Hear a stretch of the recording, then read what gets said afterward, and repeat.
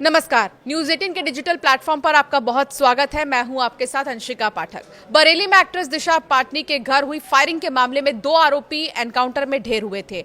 आरोपियों की पहचान रविंदर उर्फ कल्लू और अरुण के तौर पर हुई। अब इस केस में एक और नया खुलासा हुआ है। जानकारी के मुताबिक दिशा पाटनी के घर फायरिंग करने गोल्डी बराड़ गैंग के कुल 5 शूटर गए थे। बाकी की तलाश अब जारी है। 2 का तो एनकाउंटर हो गया, लेकिन बाकी 3 कहां है, ये सवाल बरकरार है। जांच में यह पता चला है कि विदेश में बैठे गोल्डी बराड़ और रोहित गोदारा ने अपने हैंडलर के जरिए बरेली में 5 शूटर भेजे थे। 5 शूटर भेजकर प्लान उनका जो तैयार किया गया था वो था दहशत फैलाने का। बेसिकली पूरी तरह से दहशत फैलाने का प्लान था। 11 सितंबर को 5 शूटर बरेली पहुंचे। ये सभी बरेली के पंजाब होटल में रुके हुए थे। बरेली पहुंचते ही एक शूटर की तबीयत खराब हुई, वो वापस लौट गया। 11 सितंबर को ब्लैक रंग की स्प्लेंडर बाइक और सफेद रंग की अपाचे बाइक पर बैठकर कुल 4 शूटर दिशा पाटनी के घर पहुंचे थे और रेकी उन्होंने की थी। स्प्लेंडर बाइक पर नकुल और विजय नाम के शूटर बैठे थे। अपाचे बाइक पर एनकाउंटर में अरुण और रविंदर बैठे थे, जो एनकाउंटर में मारे गए हैं। 12 सितंबर को भी कुल 4 शूटर दिशा के घर पर पहुंचे थे। फायरिंग रविंदर ने ही की थी। शूटरों को ट्रैक करने के लिए 2.5 हजार से भी ज्यादा सीसीटीवी फुटेजेस खंगाले गए हैं अब तक।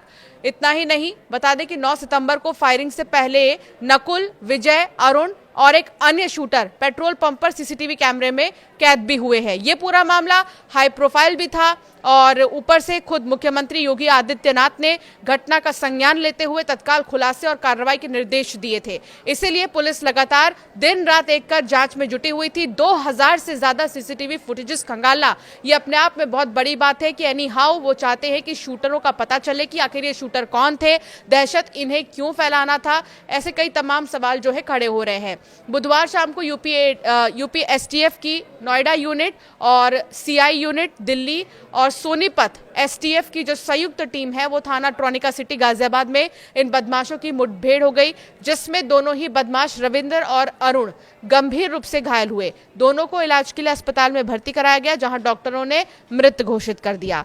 नोएडा एसटीएफ यूनिट के एसपी वसीम अकरम ने बताया कि दोनों ही बदमाश रोहित गोदारा और गोल्डी बराड़ गैंग के सक्रिय सदस्य थे। रविंदर पहले भी कई घटनाओं में शामिल रहा है। इसके पास से मौके से ग्लॉक और जिगाना पिस्टल के साथ साथ भारी संख्या में कारतूस बरामद हुआ है। अब पुलिस फरार आरोपी नकुल और विजय की तलाश कर रही है।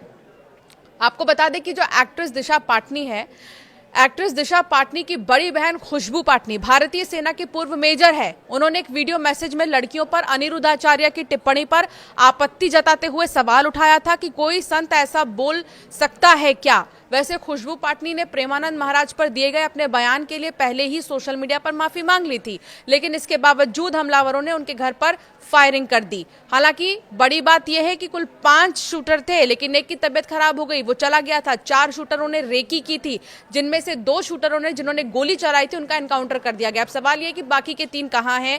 तीनों से भी पूछताछ का सिलसिला शुरू होगा तब जब वो पकड़े जाएंगे। ये पूरा मामला बॉलीवुड एक्ट्रेस दिशा पाटनी के बरेली स्थित घर पर फायरिंग को लेकर था, जिसकी जिम्मेदारी रोहित गोदारा और गोल्डी बराड़ गिरोह ने ली। फिलहाल बताया जा रहा है कि इस फायरिंग में कोई भी घायल नहीं हुआ। एक सोशल मीडिया पोस्ट में गिरोह ने इस हमले की जिम्मेदारी ली थी। सोशल मीडिया पर पोस्ट तेजी से उनका वायरल भी हुआ था। दिशा पाटनी के घर हुई फायरिंग की जिम्मेदारी रोहित गोदारा और गोल्डी बराड़ ने एक वायरल पोस्ट के जरिए ली है। उन्होंने आरोप लगाते हुए लिखा कि यह फायरिंग संत प्रेमानंद महाराज जी के प्रति अनादर के जवाब में किया गया था। पोस्ट में लिखा है कि मैं वीरेंद्र चरण महेंद्र शरण भाइयों, आज खुशबू पाटनी दिशा पाटनी के घर number 40 civil line Bareilly Uttar Pradesh पर जो फायरिंग हुई है वो हम ही ने कराई है। उन्होंने हमारे पूज्य संतों प्रेमानंद जी महाराज और अनिरुद्ध आचार्य जी महाराज का अपमान किया।